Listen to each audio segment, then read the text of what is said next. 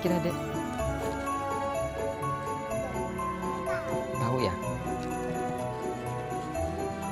Wah kok bagus banget.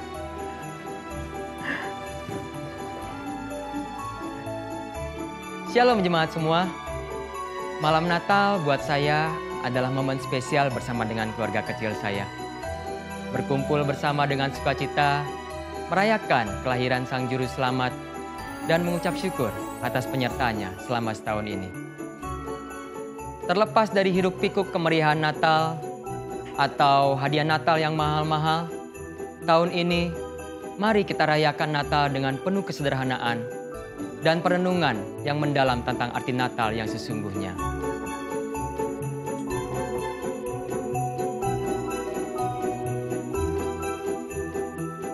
Malam hari ini, saya mengajak jemaat semua untuk sama-sama menyiapkan hati, menikmati indahnya sukacita Natal bersama dengan keluarga, dimanapun Anda berada. God bless you, and Merry Christmas.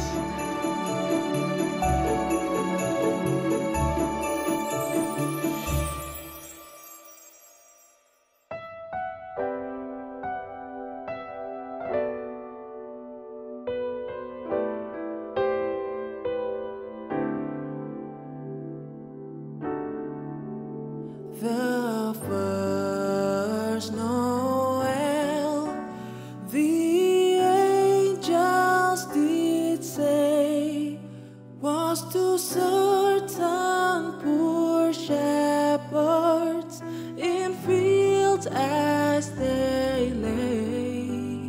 In fields where they lay keeping their sheep,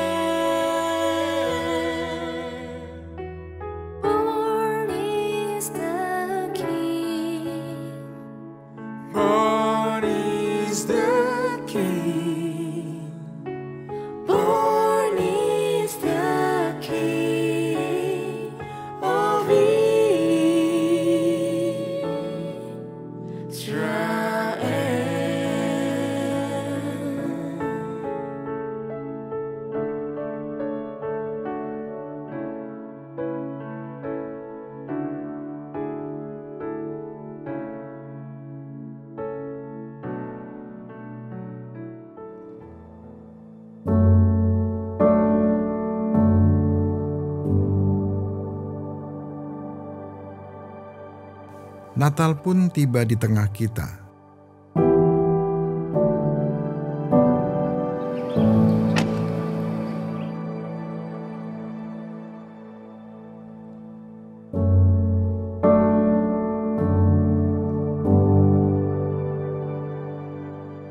Natal tahun ini memberikan arti tersendiri buat saya secara pribadi.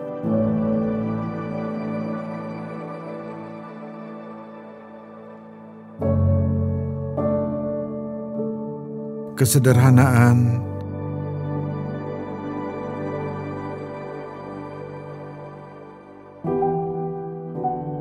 introspeksi diri,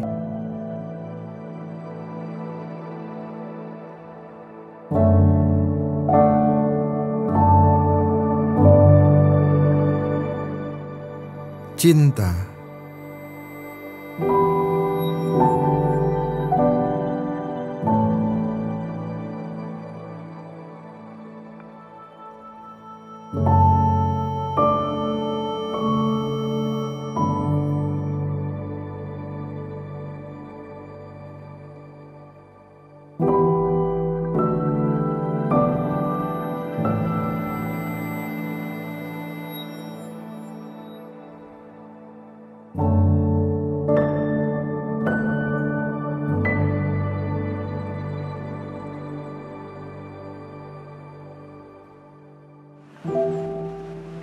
tidak terdengar hiruk-pikuk kemeriahan Natal yang biasanya sangat melekat di ingatan kita.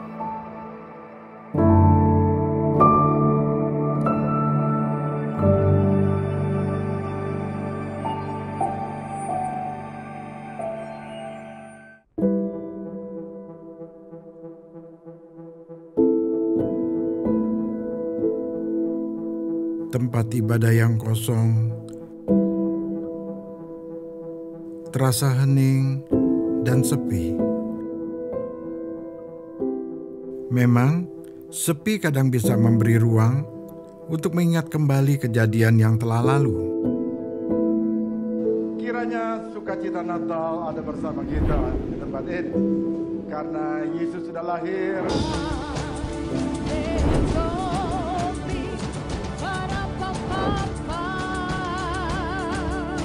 Bahkan, kita bisa fokus saat keadaan sepi, hening, tanpa ada yang mengganggu. Dalam keheningan, kita dapat mengevaluasi diri, menangisi diri, atau bisa juga mengingat dan merasakan anugerah dan kasih Tuhan yang mungkin selama ini sepertinya hilang.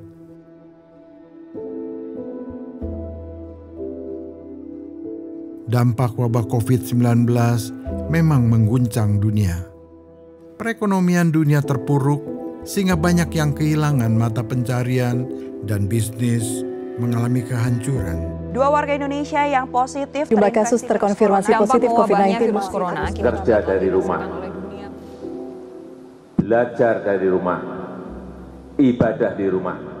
Himbauan pemerintah untuk tidak berpergian, menjaga jarak satu sama lain, menggunakan masker, mengikuti protokol kesehatan lainnya mungkin membuat kita frustasi, takut, kecewa, khawatir, dan muncul pikiran-pikiran negatif lainnya.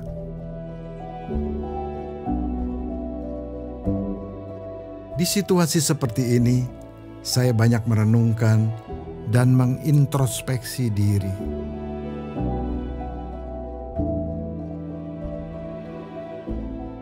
Walau Natal kali ini terasa sederhana, biarlah sukacita dan ucapan syukur ada dalam hati kita, sehingga Natal ini tetap terasa istimewa. Tidak ada satupun manusia yang dapat mengetahui bagaimana jalan hidup di hari-hari ke depan. Kekayaan, kekuasaan, kepintaran tidak bisa menjadi jaminan hidup kita. Ada banyak hal kita tidak mengerti. Semakin mencoba untuk mengerti, semakin kita tidak mengerti. Seolah hati dan pikiran kita terkurung dalam kegelapan.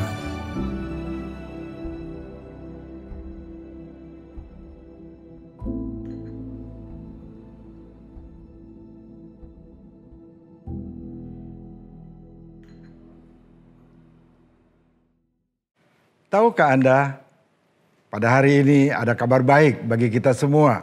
Pada malam hari ini telah lahir seorang juru selamat.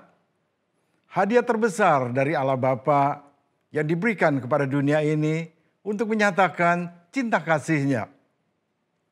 Putranya telah lahir ke atas muka bumi ini, memberikan kemerdekaan atas segala dosa, memberikan kebebasan dari segala kekhawatiran, bahkan kecemasan maupun apapun yang mengikat setiap kita sehingga kita tidak bisa menikmati akan kasih Bapa.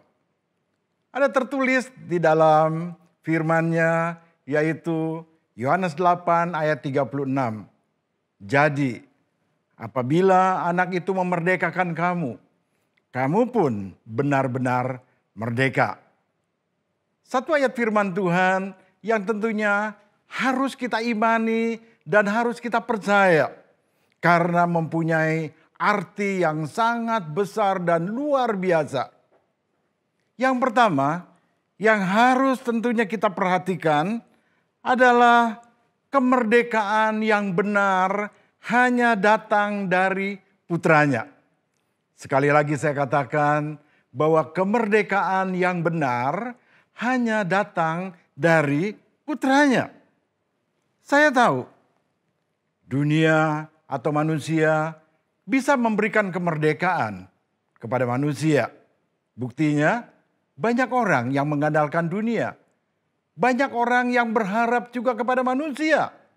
Padahal Tuhan tidak menyukai akan hal itu. Karena dikatakan terkutuklah orang yang mengandalkan dunia atau manusia. Iblis maupun setan juga bisa memerdekakan manusia.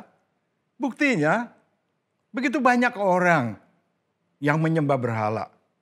Begitu banyak orang yang mencari mantra. Begitu banyak orang yang mencari pesugihan di dalam kehidupan mereka. Sehingga kita tahu dengan benar, seakan-akan apapun mereka mau korbankan. Asal mereka mendapatkan kekayaan atau jabatan yang tinggi. Perhatikan baik-baik. Apakah itu yang namanya kemerdekaan yang dikatakan tadi benar-benar merdeka? Sesungguhnya apa yang dunia berikan atau manusia berikan, iblis maupun setan dengan segala anasirnya, semuanya adalah kemerdekaan yang semu. Kemerdekaan yang benar-benar merdeka hanya datang dari putranya.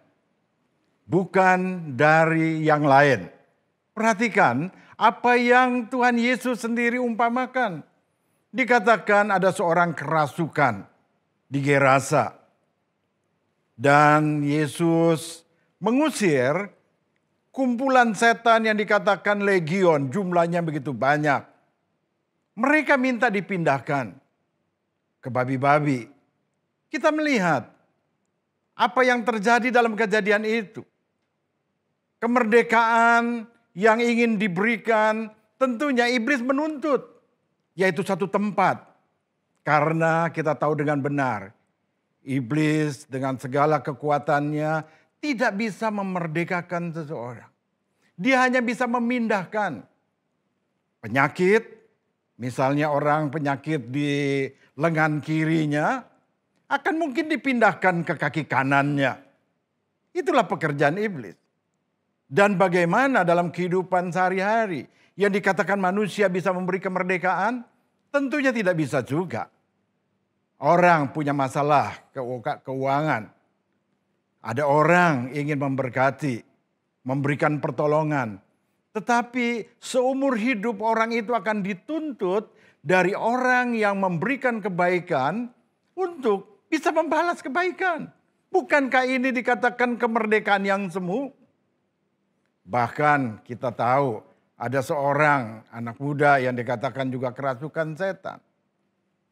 Dan Tuhan Yesus melepaskan itu. Tapi apa yang dikatakan oleh orang-orang Farisi? Bahwa dikatakan Yesus melepaskan orang itu dari segala sakit penyakit dengan kekuatan setan yang lebih besar yang namanya Beelzebul. Kita melihat setan yang kecil harus dikalahkan dengan setan yang besar.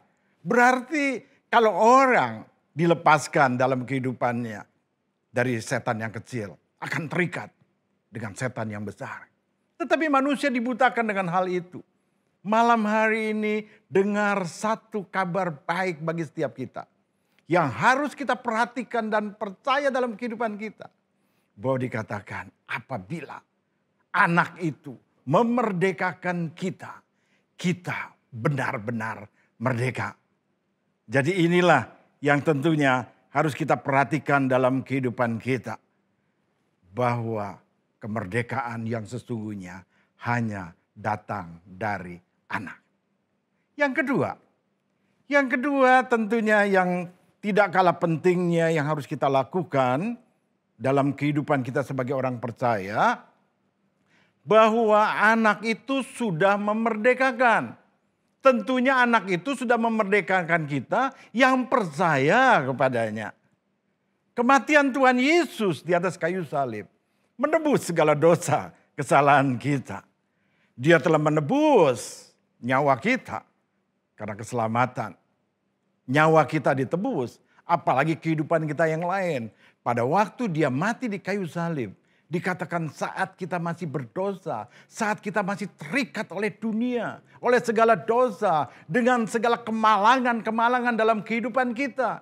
Tetapi dikatakan anak itu telah lahir bahkan mati di Golgota untuk menebus segala dosa kesalahan kita. Bukankah ini suatu yang luar biasa yang harus kita percaya dengan iman percaya kita kepada anak itu.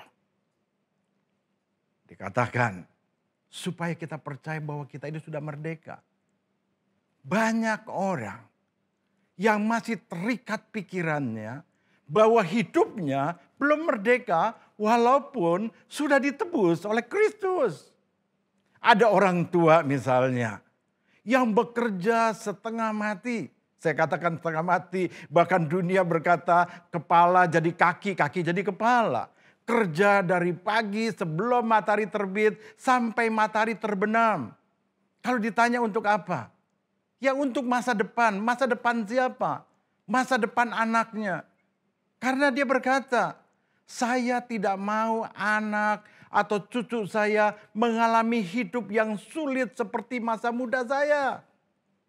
Sehingga kalau kita bertanya kepada orang itu, Om, apa tante, om kan sudah tua, tante kan sudah tua. Semua harta begitu melimpah. Kenapa masih mau hidup seperti itu? Tidak mau menikmati apa yang om miliki hari ini. Dan mungkin om itu hanya tersenyum. Akan berkata kepada kita. Nip, atau Na, atau dia menyebut nama kita mungkin Thomas. Saya tidak mau anak saya atau cucu saya mengalami kesulitan atau hidup susah seperti apa yang pernah saya alami di masa muda saya. Ini suara dari orang Kristen, suara dari orang percaya. Saya mempunyai seorang teman pada waktu awal saya bertobat. Pada waktu itu saya ingat sekali, teman saya itu punya kredit card, waktu itu American Express Gold lagi. Saya begitu kaget, saya ingat sekali. Dia mempunyai orang tua yang tadinya memang hidup susah. Dia menjual 9 bahan pokok tapi berhasil luar biasa. Satu kali saya pergi dengan teman saya itu, saya ingat sekali ke Duta Merlin. Untuk membeli CD, compact disc. Compact disc yang waktu itu masih jarang. Dan teman saya itu begitu gampang mengambil 5 compact disc. Dan pada waktu dia bayar ke kasir, saya kaget sekali. Anak muda memegang American Express Gold. Saya katakan, kamu keren banget. Punya American Express credit card yang gold lagi. Dibilang, gue mah tinggal pakai doang, bokap gue yang bayar. Hah? Bukankah kamu punya cerita dengan saya bahwa papa kamu adalah orang pekerja keras. Nggak pernah makan di restoran, cuman kerja. Kalau minggu ke gereja, pulang dari gereja, buka toko lagi sampai larut malam. Nggak pernah pergi untuk pesiar atau tamasya. Nah, anaknya cuman berkata, dia bisa pakai kredit card itu. Tapi papanya membayar kredit card yang dipakai oleh anaknya. Ini kan sungguh suatu yang tragis sekali. Saya pikir orang tuanya yang seharusnya menikmati hasil kerjanya, memakai kredit card yang seharusnya dia miliki, bukan anaknya miliki. Tapi sayangnya si orang tua hanya membayar karena apa? Karena takut. Takut apa? Takut hidup susah. Ini orang percaya loh. Percaya kepada Yesus. Yang seharusnya percaya bahwa dia sudah dimerdekakan. Nah ini yang mungkin juga banyak terjadi di tengah-tengah kita. Bahwa kita lupa. Bahkan mungkin kita tidak percaya. Kalau Yesus yang sudah mati bagi kita. Memberikan kita kemerdekaan. Yang benar-benar merdeka. Dalam arti kata tidak lagi ada yang mengikat. Selama tentunya kita hidup benar di hadapannya. Menjalani segala apa yang diperintahkannya. Sehingga hidup kita tentunya terbebas dari segala hal-hal yang mengikat kita kembali akan dosa. Iya, seperti tadinya dibebaskan hutang, tapi tidak lagi bisa hidup benar, kembali akhirnya punya hutang dan terikat hutang. Itu kesalahan sendiri. Yesus sudah membebaskan kita, tetapi kita menyia-nyiakan yang namanya kemerdekaan yang sudah diberikan bagi setiap kita. Tentunya kita tidak mau hidup seperti demikian. Hal yang ketiga yang harus kita lakukan dalam kehidupan kita atau kita sadari bahwa kemerdekaan adalah suatu yang harus dipertahankan.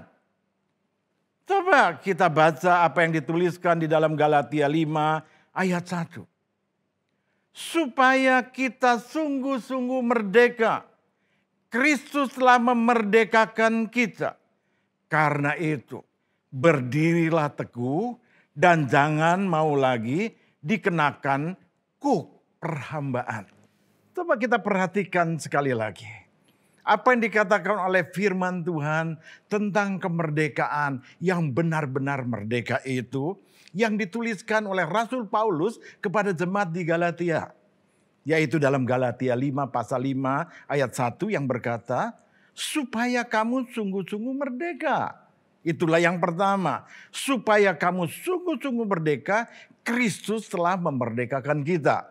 Ini hal yang pertama. Yang harus kita perhatikan baik-baik dan harus kita percayai. Tetapi yang kedua dikatakan. Karena itu berdirilah teguh. Berdirilah teguh berarti kita siap, kita tegap dalam menghadapi semuanya. Kita tidak tergoyahkan oleh keadaan yang ada. Dan dikatakan jangan mau lagi dikenakan kuk perhambaan. Seakan-akan kita diingatkan untuk hal yang kedua ini. Untuk kita dikatakan jangan mau lagi dikatakan dikenakan kuk perhambaan. Karena Yesus sudah merdekakan kita. Dan kemerdekaan yang sejati. Kemerdekaan yang benar-benar dikatakan merdeka. Bukan yang semu. Yang semu itu harus dimerdekakan supaya menjadi kemerdekaan sejati. Tetapi dikatakan ini kemerdekaan yang sejati. Sehingga kita tidak perlu lagi. Dan yang perlu adalah kita harus mempertahankan kemerdekaan itu. Saya mempunyai kesaksian di dalam kehidupan saya. Sebelum saya bertobat, begitu banyak hal yang mengikat kehidupan saya. Kuasa kegelapan yang membuat hidup saya lebih hancur. Karena dalam masa sulit, saya bukan mencari Tuhan, tetapi saya mencari kuasa kegelapan. Saya coba percaya kepada orang untuk mengambil jalan pintas supaya hidup saya terbebas dari hutang. Tetapi puji Tuhan, suatu kali ada tawaran yang baik untuk saya menerima Yesus sebagai Tuhan dan Juru Selamat. Yang tentunya salah satu yang dia lakukan dalam kehidupan saya adalah memerdekakan saya dari masalah keuangan. Yaitu memberikan saya kebebasan dari hutang yang saya secara pribadi saya tidak dapat untuk mengatasinya. Sampai saya berpikir bagaimana saya bisa melepaskan hutang saya. Dan satu yang saya mohonkan adalah Tuhan berikan saya kemerdekaan. Bukankah saya saat ini sudah menjadi anak-Mu? Dan luar biasa, luar biasa. Saya dibebaskan dari masalah hutang. Dengan cara yang luar biasa yang saya tidak punya waktu untuk membagikan kepada saudara saat ini. Nah, saya terbebas dari hutang. Apakah keinginan saya berhutang itu hilang? Saudara, tentunya tidak. Pada waktu anak saya mau menikah, betul-betul saya tidak punya uang. Saya hidup dari iman. Waktu itu saya bekerja dari seorang pengusaha menjadi seorang karyawan. Saya makan gaji, anak saya mau menikah. Dunia menawarkan sesuatu yang luar biasa. Hampir setiap hari ada tawaran telepon untuk saya bisa mengambil kredit tanpa anggunan. Dalam keadaan yang perlu loh, anak mau merit nang hadong hepeng. Enggak punya uang. Ada tawaran tanpa jaminan. Wow, menggiurkan sekali. Menggiurkan sekali. Bahkan sempat tergoda. Udahlah, ambil aja, nanti kan dapat uang berkat dari yang hadir buat bayar hutang. Itu pemikiran. Dan memang itu bisa saja dilakukan, masuk akal. Tetapi seandainya hari itu saya ambil pinjaman, tentunya hari ini saya kembali terikat dengan masalah hutang. Tuhan sudah memerdekakan saya, tetapi saya akan kembali terikat dengan hutang. Kenapa? Karena saya belum tahu berkat seberapa yang akan saya dapat. Sementara pinjaman sudah tentu harus saya kembalikan. Banyak orang yang terjatuh dalam hal yang demikian. Terlalu memudahkan. Terlalu mengandalkan pikiran sendiri. Bukan perintah Tuhan. Yang menjaga kita. Yang melindungi kita. Yang sudah memerdekakan kita. Tetapi kita mengambil jalan sendiri. Sehingga akhirnya kita kembali terjatuh. Saya mengucap syukur. Sejak Tuhan membebaskan saya pegang betul-betul. Bahkan suatu kali saya harus operasi jantung. Saya tidak punya uang. Saya cuma berkata, Tuhan, saya tidak mau pinjam uang. Kalau seandainya saya tidak punya uang untuk saya operasi jantung, bawa saya pulang Tuhan, daripada saya harus pinjam. Dan hari ini saya mengucap syukur, saya dibebaskan dari hutang. Dan Tuhan pegang janjinya. Kemuliaan dinyatakan, bahkan saya bisa memiutangi orang. Bukan saya kasih pinjam orang, saya jadi rentenir, bukan. Dari mata kata memiutangi adalah bagaimana saya bisa menolong orang dalam hal ekonomi. Tuhan kita luar biasa, amin. Nah inilah yang menjadi pesan saya. Maka dari itu saya minta kita menanamkan baik-baik akan kebenaran ini. Yang dikatakan, apabila dikatakan anak itu memerdekakan kita, maka kita benar-benar merdeka. Ada 3 hal yang saya ingin bagikan. Yang pertama, Tuhan Yesus telah lahir ke dunia ini. Mati di atas kayu salib untuk menjadikan hidup kita benar-benar merdeka. Itu yang pertama.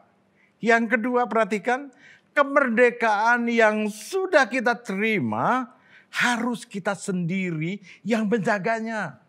Nggak bisa orang lain. Tuhan pun memberikan kebebasan bagi kita untuk kita memilih. Mau ikut firman-Nya, mau tinggal dalam kemerdekaan itu, atau kita mau melepaskannya. Tuhan begitu mengasihi kita. Bukan dia tidak peduli lagi kepada kita. Bukan masa bodoh, bukan. Karena dia kasih adanya. Dia memberikan kita hak untuk memilih. Maka dari itu kemerdekaan yang sudah kita terima, kita harus sendiri yang menjaganya.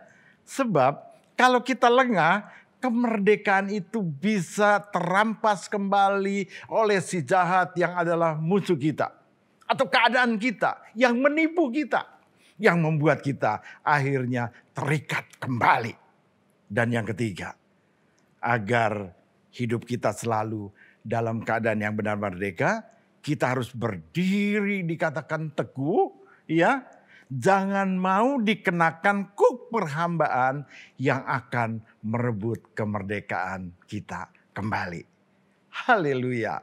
Biarlah pesan Natal pada kali ini yang boleh saya sampaikan menjadikan kita tetap kuat, tetap teguh, dan kita tetap menjadi orang yang merdeka di dalam kasih Kristus yang luar biasa bagi setiap kita. Dia telah datang ke atas muka bumi ini di tengah kehidupan kita untuk memberikan kemerdekaan bagi kita, dan hari ini kita betul-betul merdeka. Tuhan memberkati kita semua. Melalui perenungan ini, saya ingin mengajak semua saudara yang ada di rumah, dalam keluarga, untuk merayakan kembali atas kelahiran Juru Selamat dalam kehidupan kita. Bapak, Ibu, saudara-saudari, mungkin kita semua sudah menerima bingkisan Natal yang dikirim oleh panitia ke rumah kita masing-masing. Di dalamnya ada berbagai macam benda. Tentunya semua mendatangkan kebahagiaan bagi setiap kita. Salah satunya adalah lilin. Mari kita keluarkan untuk kita sama-sama bisa menyalakannya. Bagi kepala rumah tangga bisa mewakili keluarga untuk menyalakan lilin ini. Atau yang sedang sendirian bisa juga untuk menyalakan untuk dirinya sendiri. Di mana terang daripada lilin ini menggambarkan akan terang Kristus yang sudah membebaskan kita dari segala kegelapan. Dan kita juga percaya seperti firman Tuhan yang tadi kita dengar bahwa Putra itu telah memberikan kita kemerdekaan sehingga kita sungguh-sungguh merdeka atau benar-benar merdeka. Mari kita sama-sama menyalakan lilin.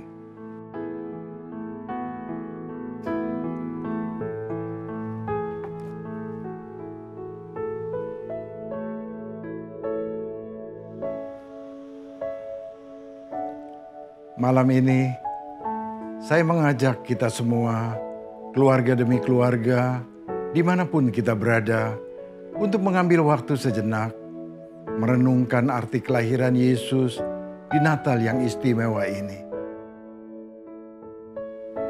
Agar mengalami hidup yang merdeka dari rasa takut, khawatir, merdeka atas dosa di masa lalu, karena Juru Selamat telah lahir bagimu.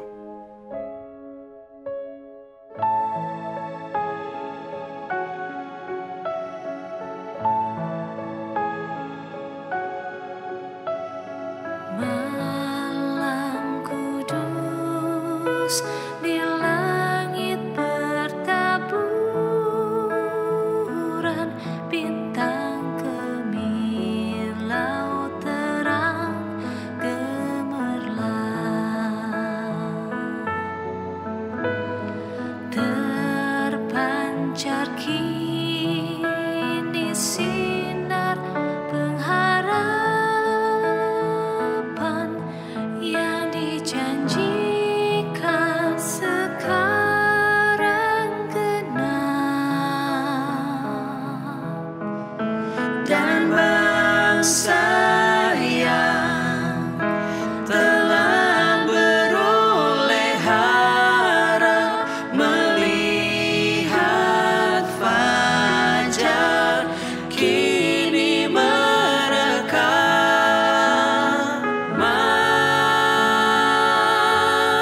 Mari sujud dengar kidung malaikat, malam mulia, malam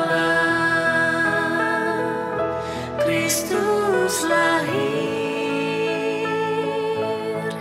malam mulia,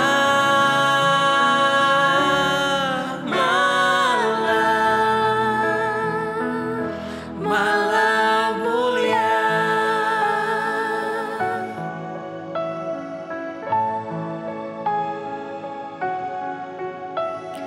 Malam kudus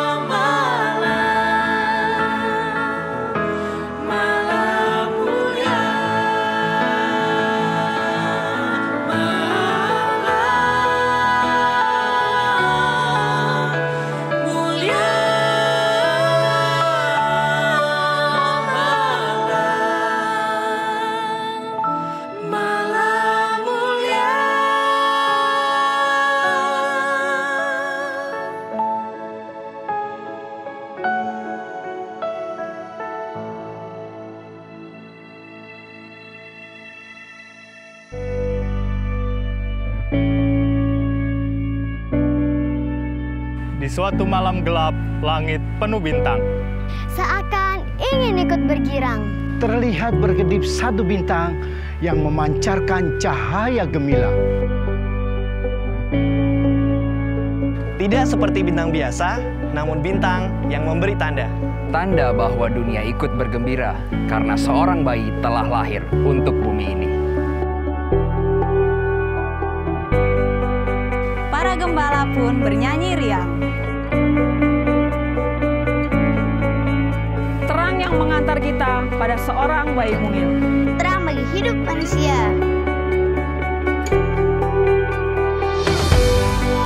Bayi mungil itu Yesus. Yesus yang terlahir dari perawan Maria. Penuh kekudusan. Penuh kesederhanaan. Penuh kemuliaan. Tuhan Yesus, terima kasih atas kelahiran-Mu. Karena kelahiran-Mu-lah bumi diselamatkan. Karena kedatangan-Mu membawa anugerah. Menyelamatkan jiwa kita. Membebaskan kita dari belenggu dosa. Dan juga memberikan damai sejahtera. Nyanyikanlah pujian, penyembahan untuk kemuliaan Kristus. Nyanyikanlah dengan ucapan syukur. Mari bersama-sama merayakan kelahirannya. Raja di atas segala raja. Tuhan, Juru Selamat manusia. Dia lahir untukku, untukmu, untuk kita semua. Bersukacitalah, bersukacitalah. Bersukacitalah, bersukacitalah. Bersukacitalah, bersukacitalah. Bersukacitalah, bersukacitalah. Bersukacitalah, bersukacitalah. Bangsa-bangsa bangkitlah dan bersoraklah serta permaklumkan kabar baik. Lahir Kristus terang ajaib. Gita sorga bergema, lahir Raja mulia.